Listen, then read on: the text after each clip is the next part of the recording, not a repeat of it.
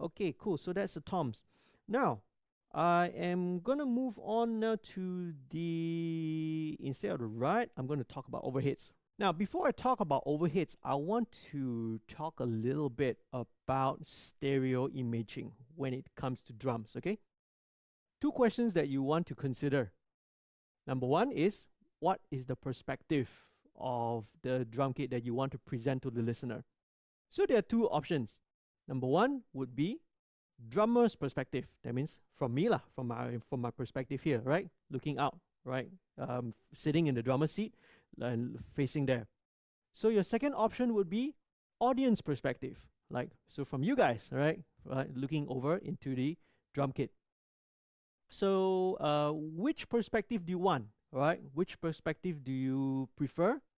It's entirely up to you, right? It's up to you how you like it, right? Some people prefer a drummer, some people audience. It's very funny. It's actually a trend. It follows trends. It follows styles. Mixing, right? Mix and productions it's like fashion. It's like clothing, man. It's like trend.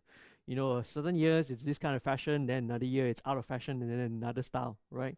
So I remember early in the 2000s and all that, it's very much audience perspective. So audience perspective means that you have your hi-hat on your left, and the way that and the toms, right? When you listen to the toms, when the tom fill plays, you hear it going from right to left, okay?